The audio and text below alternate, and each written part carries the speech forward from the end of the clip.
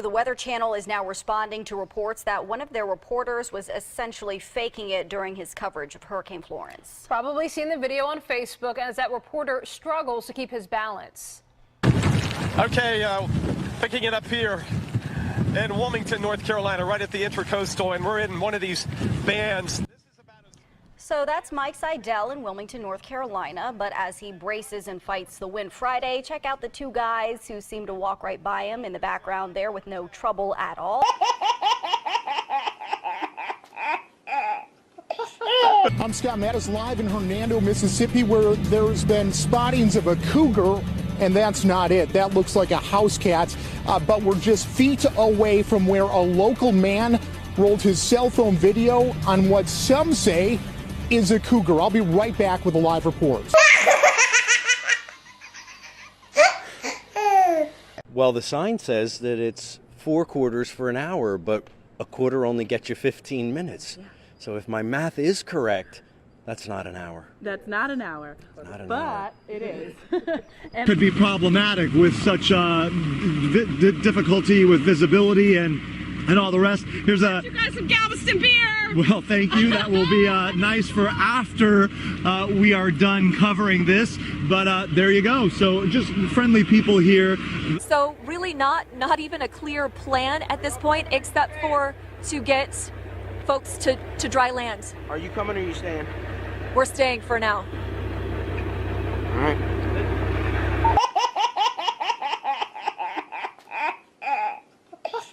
Mark the 10th anniversary of 9/11, and we are learning more about what the attackers were doing 10 years ago, preparing for their deadly day. Team leader Mohammed Atta prepared to wire unused cash back to al-Qaeda bank accounts.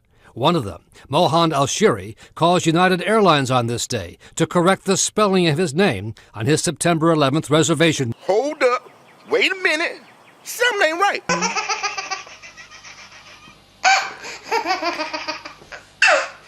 I told him I was going to kill him all that with a gun if he didn't get out of my house. When I pulled the gun out on him, I guess he didn't think it was a real gun because he didn't worry about it. He just kept on walking. When he was coming downstairs and told me he was going to kill me and F you, all that, I shot through a hamper that he was carrying, and it was a full metal jacket bullet.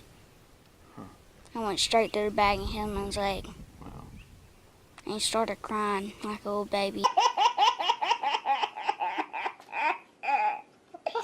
It's different because every day a different horrifyingly devastating crisis occurs. So I want everybody to give me a nice big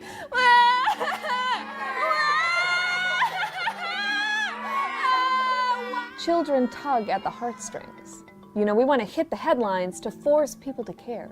Well, but I just want to make sure I have this straight. So you sent them a long, in effect, essay on what you thought, but they put Yes, their sir. own words in the question, and they weren't the same as the words you had sent in. They were the producer's words? Absolutely. They had taken what I had wrote and what I had briefed on and talked about, and they actually wrote the question for me. But not with your words. I mean, they put their own words into your question, even after they'd asked you to send questions in. But that seems dishonest.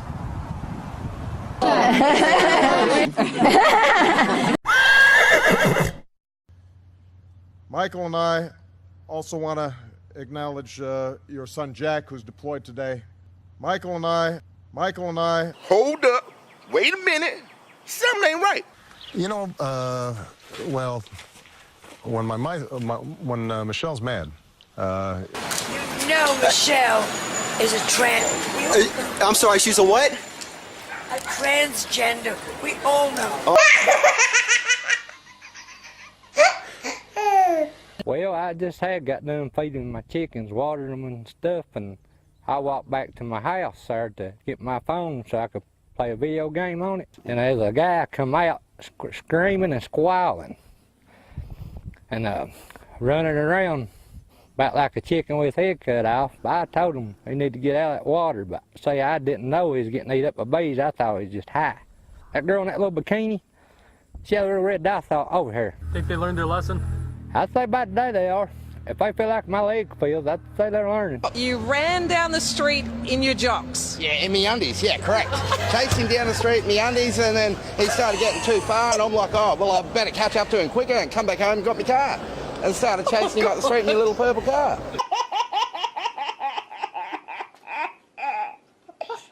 When Monique Vanderstroom first opened her Waianae dairy farm in 2008, she wanted to sell milk.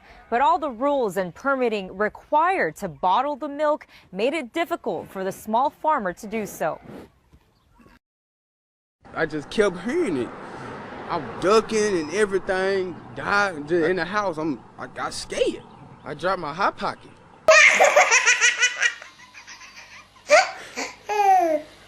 Once again, a deadly shooting has sent shockwaves across America. The difference? This time, it played out on live television.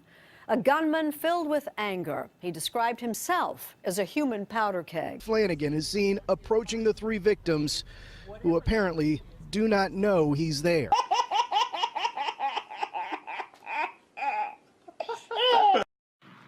Well, Sergeant Hillis died at the...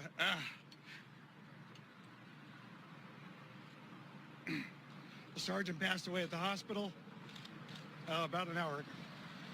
What's going through your mind as someone who used to work at the FBI? You think it's antiseptic. It's not. I talked to a terrorist who almost died because he wanted to blow up a weapon, a car bomb. And he was sent to blow up that car bomb by ISIS and Al-Qaeda.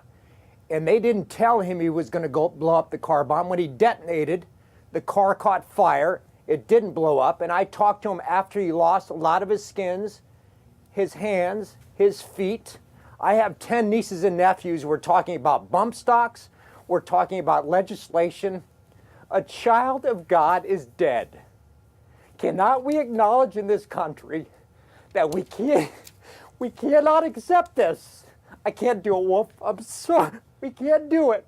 Yeah. Oops. All right, we're going to get back to you, but you're obviously, this is so emotional.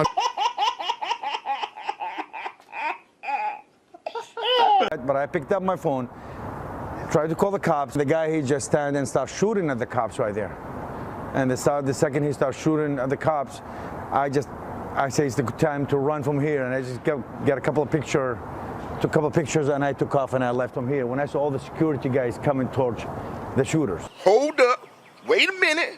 Something ain't right.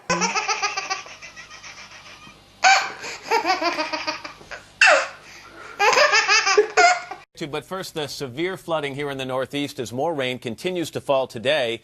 NBC's Michelle Kaczynski, I guess she's in the canoe, is in Wayne, New Jersey this morning. Hey, Michelle, good morning to you. Good morning. Well, obviously we're getting a nice break from the rain, but not the flooding.